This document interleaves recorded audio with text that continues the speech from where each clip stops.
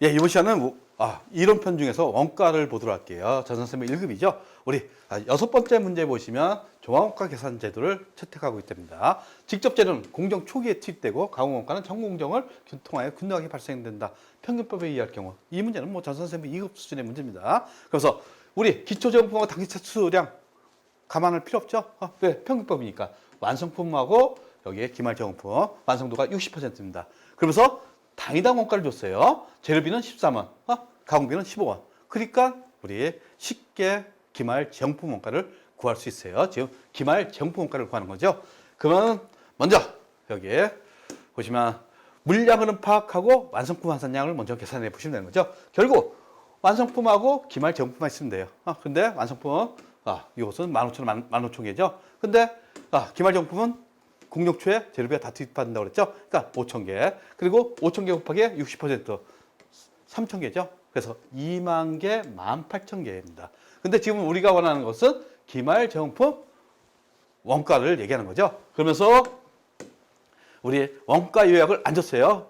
대신에 단위당 원가를 줬어요. 단위당 원가. 문제에서 결국 13원하고 15원이죠? 요거 곱하기 요거. 그렇죠? 그 다음에 3,000개 곱하기 15원 하시면 이게 기말 제공품 원가가 되는 겁니다. 결국 기말 제공품 원가는 쉽게 5,000개 곱하기 13만, 3,000개 곱하기 15원, 그 다음에 이렇게 계산하면 11만 원이 되는 겁니다. 이것은 전선생부 2급 수준의 문제가 나왔죠. 그리고 이것도 마찬가지입니다. 지금 요게 핵심이죠. 지금 부족 배분 차이라고 했어요. 그러면 분개하실 줄 아시면 돼요. 10만 원을 배분한다고 할 때 매출원가 조정법하고 총원가 비례법, 원가 요소별 비례법죠. 순이익이 가장 적게 나타나는 거. 결국 요겁니다. 그렇죠? 매출원가는 비용을 다 처리하거나 비용을 플러스하거나 비용을 차감하거나 둘 중에 하나겠죠. 결국 선택하면 요것을 선택하게 돼 있어요. 근데 이제 총원가 비례배분법하고 원가 요소별 비례배분법은 그게 두 개가 틀려질 수가 있습니다. 근데 매출원가 조정법은 어떻게 쉽게 순이익이 가장 적거나 가장 크게 나타납니다. 보시면 요거에 대해서 부족 배분 차이라고 됐으니까 분개하시면 되는 거죠. 적게 배분했으니까 매출원가를 늘린다 이겁니다. 과수 배분했으니까. 결국 이 비용을 늘리는 거죠. 그러니까 비용을 늘리니까 순이익이 가장 적게 나타나는 거예요. 근데 초원가 비례법이나 원가 요소 비례법은 제공품하고 제품에도 나타나죠. 그러니까 요것은 아니다 이겁니다. 그리고 순이익이 영향을 미치지 않는다. 결국 매출원가 조정법이 나오겠죠. 순이익이 가장 적게 나타나는 거. 만약 순이익이 가장 크게 나타나는 거 2번 아니면 4번이에요. 근데 여기에 갖고는 알 수가 없죠. 문제를 다 더 줘야 됩니다. 그리고 7번째 문제도 쉽게 풀 수 있고 그 다음에 8번째 문제가 좀 까다로울 수가 있어요. 3개의 작업이 있답니다. 그러면서 실제 제조원가 발생액은 55,800원입니다. 근데 예정 배부율을 줬어요. 직접 노동시간당 9원 이렇게 했습니다. 그래서 600일과 600일은 6월에 완성됐답니다. 이것은 완성품이 되는 거죠. 완성품이 되고 작업 603번은 이완성됩니다. 결국 603번은 기말 제공품이 되는 거죠. 기말 제공품이 되는 겁니다. 그러면 601번에서 생산된 제품의 당위당 원가고, 그러니까 601번의 당위당 원가죠. 그 다음에 기말 제공품 원가, 이거죠. 603번의 원가를 구하시면 돼요. 그래서 여기 보시면 직접 노동 시간 줬어요. 직접 노동 시간. 여기에 뭘 곱하시면 됩니까? 9원을 곱하시면 되는 거죠. 9원. 9원을 곱하시면 이게 제조 간접원가 되는 거예요. 제조 간접원가. 쉽게 구할 수 있겠죠. 그러면 구해갖고 이렇게 되는 겁니다. 결국 제조 간접원가 이렇게 구하죠. 우리가 구하고자 하는 건 601번하고 603번이죠. 그러면서 제조 원가, 직접 재료비, 직접 노무비, 제조 간접원가 구하시면 되는 거죠. 제조 원가가 되는 거예요. 요게 생산량을 나누시면 4,000개 나누시면 이게 단위당 원가가 되는 거죠. 단위당 원가 12.45원. 그렇죠? 그리고 기말 제공품 원가는 뭡니까? 요거죠?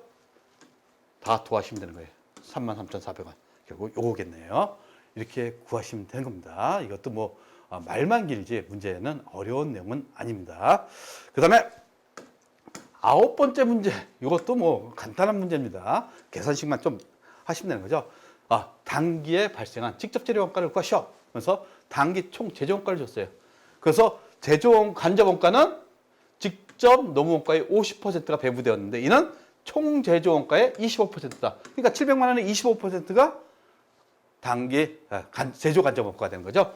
즉 제조 간접 원가는 총 제조 원가 700만 원의 25%니까 175만 원이 되는 겁니다. 그러면서 직접 농무 원가의 50%랍니다. 제조 간접 원가.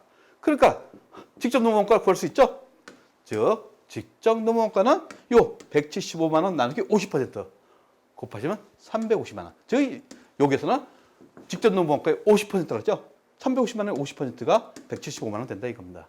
결국 단기 총 제조 원가에서 이거 차감하시면 되는 거죠. 175만 원하고 350만 원 차감하면 우리 직접 재료 원가를 구할 겁니다. 이렇게 구하시면 되고. 그리고 10번째 문제 보시면 결합 원가가 됐어요. 결합 원가. 그래서 공통 원가가 이제 100만 원이랍니다. 100만 원. 순실현 가치법 계산하실 줄 아시겠죠? A에 배부될 결합 원가 금액은 얼마인가 이렇게 했어요. 결국 생산수량. 여기에 분리점에서 판매 가격을 곱하시면 안 되겠죠? 최종 판매 가격, 즉 요거죠. 800원 곱하고 추가 가공 원가 1,000원을 차감하셔야 됩니다. B도 마찬가지죠. 90개 곱하기 500원 곱하고 마이너스 8,000원. 그러면 이제 순실현 가치법이 되는 거죠. 근데 C는 순실현 가치법 우리 추가 가공 안 하죠. 30개 곱하기 800원 하시면 24,000원이 되겠죠. 이렇게 구하시면 되는 겁니다. 결국 여기 보시면 39,000원, 37,000원, 24,000원. 결국 39%, 37%, 24% 이렇게 되는 거죠. 결국 결합 원가가 100만 원 있었죠. 100만 원.